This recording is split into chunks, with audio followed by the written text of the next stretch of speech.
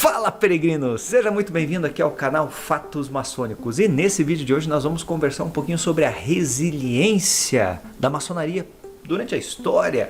Vamos analisar isso daí que é bem bacana, né, da gente entender. Eu me chamo Luiz Miller, sou mestre maçom e faço parte da Ordem Maçônica Universal e convido você mesmo, caso não seja um inscrito aqui no canal Fatos Maçônicos, faça a sua inscrição, certo? É super simples, rapidinho ali. Ali você vai ficar inscrito, dê o seu like, ative as notificações e assim você ficará por dentro de todos esses assuntos que orbitam a Ordem Maçônica. Logicamente, né, se você quer abrir a cachola, ampliar a sua consciência, então faça a sua inscrição aqui, vai acompanhando os vídeos no canal Fatos Maçônicos, que sempre tem informação muito bacana aí para você ampliar, né, criar mais um tijolinho ali de conhecimento, né, que é essa que é a intenção do canal Fatos Maçônicos, né? Você que busca um aprofundamento nessa temática que é a maçonaria, recomendo que você adquira o curso Entenda a Maçonaria, curso em vídeo, em EAD, muito simples, é um curso que vai ficar de forma permanente para você, o valor é simbólico, certo? Dá uma olhadinha no link aqui embaixo, você vai gostar muito, né? Então, qual que é a parada hoje aqui, né? Na verdade, a questão é a seguinte, né? Obviamente já estamos passando por alguns dias aí que o pessoal está sentindo-se torturado aí em casa. Muitas pessoas não estão acostumadas, né, a ficar em ambiente fechado. Então, por força maior aí que todos sabemos, né, estamos aí todos presos contra a nossa vontade nas nossas casas. Bom, então, em virtude disso, né, deve-se aproveitar bastante o tempo, sem dúvida nenhuma, né? Agora que o que deve se fazer é despertar aquele sentido, sabe? Aquele sentido da organização, né? Organização do tempo, sabe? Vamos trabalhar, vamos nos reinventar aí. É o momento, hein? Eu dou uma dica para você que não se reinventou ainda, procure se reinventar, porque a partir de agora muitas coisas não serão mais como a gente conhece, né? A forma de se ganhar dinheiro, a forma de se comunicar, agora a internet está crescendo bastante também, né? Em virtude disso daí, as pessoas estão assistindo mais vídeos, estão buscando mais, estão fazendo mais compras online, etc, etc, etc. Então é um ponto interessante para você refletir. É um conselho, só conselho de amigo, certo? Então eu já venho sempre falando isso daí para as pessoas mais próximas, né? Falei, trabalhe, arrume alguma coisa para trabalhar na internet. Então é um conselho, certo? E observando justamente essa questão, né, nós estamos aí nesse momento muito difícil, praticamente eu desconheço alguma organização maçônica que não tenha suspendido os seus trabalhos, né, pelo que eu estou sabendo, que aqui no Brasil pelo menos está tudo suspenso, até uma segunda ordem. As pessoas têm me mandado alguma mensagem assim, né, eu estava com a minha iniciação marcada, eu tinha que apresentar um trabalho, não sei o que, agora estou com mais tempo, né, porque agora ficou suspenso. De fato, né, então todas as atividades internas, reuniões que a Ordem Maçônica propicia a seus membros, aos nossos amados irmãos, né, por conta de ser um ambiente fechado, né, e a grande parte dos irmãos terem uma idade um pouco mais avançada, está de forma suspensa, né? Então você veja, essas coisas acabam acontecendo, né? A maçonaria é muito interessante por conta disso daí, sabe? Se a gente pegar um pouquinho atrás da história, né? Atrás, lá do começo, né? Então, o que acontece? Via de regra, sempre ocorreram reuniões de um jeito, não desse modelo muito bem desenhado, muito bem elaborado, que é a maçonaria contemporânea, mas sempre ocorreram essas reuniões de construção do ser, a reunião maçônica, uma reunião que traz, né, através da iniciação dessa sociedade e tal, né? Sempre ocorreu de uma forma ou de outra, muitas vezes velada por conta do lugar onde estava ocorrendo, certo? Outras vezes perseguida, outras vezes incompreendida, enfim, outras vezes destruída, mas sempre se renova, né? Esse conceito de resiliência, né, na física é uma espécie, na física na verdade vamos por assim, eu vou conceituar de duas formas, né? É a capacidade de uma de um elemento, né, que ele acaba sofrendo uma elasticidade por conta da pressão, enfim, ele acaba saindo do seu formato normal e volta à sua origem. Na questão física é justamente essa, né? E é muito interessante esse conceito que traz muito a essência da maçonaria, porque é justamente isso, né? A ideia em questão, na verdade, é que o homem entre para a maçonaria, ele de certa forma, na sua natureza, está com uma natureza distorcida, né? Fazendo uma alegoria só para entendimento, né? Desde a época lá do que se usa muito no cristianismo, tem a questão do Adão, da Eva, da serpente, do fruto do bem e do mal. Então, a partir daquele ponto, né, que a religião cristã, católica, romana, por exemplo, e outras aí cristãs colocam dessa forma, o homem acabou um início de degeneração, vamos por assim, né? E a busca é reintegrar aquele homem original, aquele Adão primordial. Então, um dos motivos principais, fundamentais da maçonaria como escola que trabalha a busca e o entendimento da consciência dos mistérios menores é justamente isso, voltar àquele homem original. Então tá certo. Então a questão aí envolvida é justamente a questão da resiliência, né? Ela já prega, a maçonaria em sua essência já prega essa questão. Mas também tem essa questão da adaptação, que é um sentido figurado, né, do que a gente utiliza essa forma de palavra, né? Resiliência, adaptação. Então, o que acaba acontecendo na verdade, né? A maçonaria, no decorrer de todos esses anos, então você veja, o que nós temos para falar a respeito disso é justamente que antes do século XVIII, lá na Inglaterra, né? 1717, 1721, 4 lojas juntaram-se para fazer uma potência, né? O ganso lá na taverna, o ganso e a grelha. Então era o ganso e a grelha, a uva, as copas, a coroa. 4 lojas acabaram se juntando e fundando uma potência. Daí, entre os companheiros lá que estavam fazendo aquela reunião, decidiram eleger o nosso querido e amado irmão Anton Sauer como primeiro grão-mestre, né? Então, foi uma parte fundamental do que se transformou, da organização primária da maçonaria contemporânea, como eu chamo, né? Depois passou lá por outro grão-mestre lá, que foi o George Payne, foi o segundo grão-mestre, e o terceiro, o Fantástico, que eu acho um cara muito interessante, né, de se estudar. Eu conto bastante essas histórias lá no Entenda a Maçonaria, que foi o Jean-Théophile de Jaguelier, certo? Foi o terceiro grão-mestre, ele era um francês, estava lá na Inglaterra, e ele teve umas ideias interessantes, né, de trazer as pessoas poderosas, aí daí que vem essa história, né? Trazer as pessoas poderosas para dentro da ordem maçônica. Então foi a ideia dele, né? Daí, junto lá com o reverendo James Anderson, começaram a organizar tudo isso daí, e enfim, as coisas foram evoluindo. Essa maçonaria ordenada, né, organizada, começou a tomar praticamente ali toda a Europa, depois foi para os Estados Unidos, enfim, né? Hoje acontece no Brasil, né? Eu estava vendo um comentário de um cidadão que eu achei um barato, né? Tava vendo o pessoal tá caçando coisa para fazer, né? Tinha um cidadão que colocou: a maçonaria está no Brasil desde 1500. Nossa, cara, você vê como as pessoas manjam, né, cara? Sendo que a maçonaria foi fundada, como eu acabei de falar nesse vídeo, né, de forma organizada assim em 1717, né?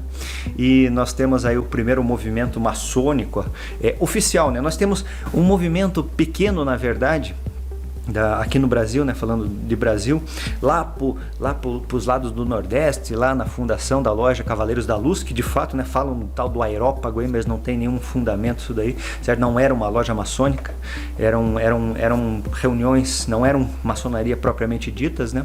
Mas foi fundada lá a loja Cavaleiros da Luz, lá no Nordeste. Depois, em 1822, foi fundado aí o Grande Oriente do Brasil, primeira potência maçônica. Imagine, 1500 para 1822, tem um pequeno delay de datas aí, né? Mas voltando à questão, se a gente procurar, e aqui no Brasil não foi diferente, você veja, se pegar a história da maçonaria do Brasil, já no comecinho, né? Você veja, o José Bonifácio foi o primeiro grão-mestre, então estava construindo, né, a questão da maçonaria aqui, né? O Grande Oriente do Brasil, o que é conhecido hoje como Grande Oriente do Brasil, na verdade, estava construindo essa sociedade que estava começando a ficar bastante famosa lá, né? Já estava assim conhecida lá na Europa, né? Por conta Desaguilier. Quem comprou o Entenda Maçonaria entende o que eu estou falando, né? Então, depois veio Dom Pedro I, né? Uma questão assim de politicagem, pode-se falar, né?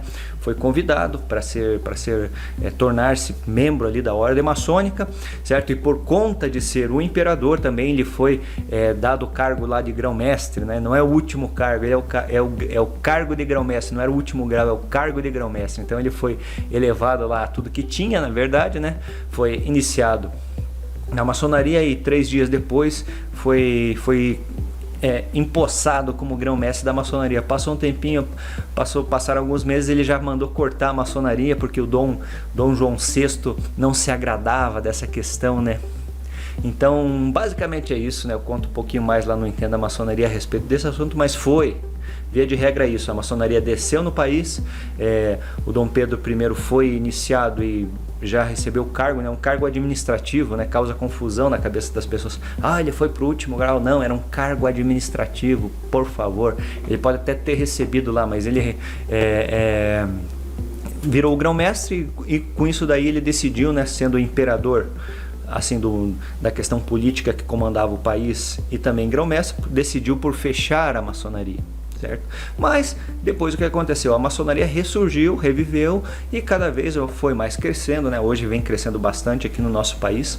E se você olhar, é muito interessante porque, por exemplo, né, existia esse movimento de maçonaria na Europa, em uma série de países, né? Uma série de países. Já existia na França, já existia na Inglaterra, na Escócia já existia, na Alemanha já existia há muito e muito tempo, né? Porém, os ingleses tiveram a grande sacada, vamos pôr assim, de institucionalizar aquele movimento. Sabe, que nem eu falo aqui em alguns vídeos, já falei a respeito disso, né? Eu faço sempre uma alegoria lá com a história da escravidão no Brasil e da princesa Isabel. Ou seja, esse movimento da libertação dos escravos já estava acontecendo quando não dava mais para segurar. A princesa Isabel foi lá e assinou a Lei Áurea. Então vamos soltar de vez, né? Não dá para segurar. Então, mais ou menos aconteceu esse tipo de coisa, né? A maçonaria estava criando um corpo muito grande, até lá na Inglaterra, né? Tinha algumas disputas lá entre os modernos e os antigos e tal, né? Então os caras deram como é que é? Deram um passo a mais rapidinho, assim, né? Enxergaram na frente, vamos organizar, e hoje está tida como a Primaz, né? A potência Primaz, né? Que é hoje chamada de Grande Loja Unida da Inglaterra, né? Na ocasião era a Grande Loja de Londres, certo? Depois houve uma junção lá com dos modernos e dos antigos, certo? E agora acabou se tornando a Grande Loja de Londres. Mas nós temos movimentos muito interessantes, né? E isso prova que a maçonaria, apesar de algumas questões históricas que acabavam acontecendo, como essa, por exemplo, né? Da briga dos modernos e com os antigos, certo? O troço estava descambando, de repente ocorreu uma união, o bom senso prevaleceu e a maçonaria floresceu lá na Inglaterra. Na França a mesma coisa, na França aconteceu uma coisa muito parecida, né? Toda aquela desorganização, depois veio essa escola, vamos pôr assim, maçônica organizada no formato inglês, começou a tomar suas devidas proporções, houve um racha lá depois, né? Lá no final, depois quando surgiu, né, aquelas questões do Grande Oriente da França, ou seja, a liberdade absoluta de pensamento. Até então a maçonaria obrigatoriamente, né, maçonaria regular e reconhecida obrigatoriamente solicita com que seus membros tenham uma crença num princípio criador, né, ao qual chama Grande Arquiteto do Universo, e o Grande Oriente da França tirou essa questão de lado, certo? Hoje permanecem ainda em linhas separadas de trabalho, até podemos falar desse jeito, né? Então eles têm suas convicções, né, a maçonaria do Grande Oriente da França, e hoje a Grande Loja Nacional Francesa, que é a potência regular naquele país, certo? Segue essas diretrizes da maçonaria universal, assim, reconhecida e regular. Então, aconteceu esse tipo de coisa. Muitos ritos, alguns ritos aí floresceram muitos ritos floresceram lá na França, muitas coisas foram adaptadas, foram se criando, você veja, rito de perfeição lá na França, né, para falar, né? Então desde o começo já houve uma insatisfação a partir do surgimento do grau de mestre e tal, né? O pessoal achava que aquilo era muito pouco, começaram a se criar graus superiores, né? Então se criou o grau superior,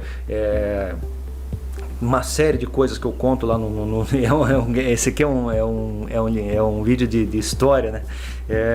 Uma série de coisas que eu conto lá no Entenda a Maçonaria, que é o rito de perfeição, que veio se tornar rito escocês, você veja. Então montaram um esquema de um rito, certo? Depois esse rito foi se expandindo, né? Chegou aos Estados Unidos, depois retornou à França, já conhecido como rito escocês antigo e aceito, certo? Muita coisa aconteceu, né? Então sempre ocorreram adaptações, a maçonaria sempre foi resiliente, né? E agora não pode ser diferente também, né? Não pode ser diferente em todas essas questões aí que eu tô tocando.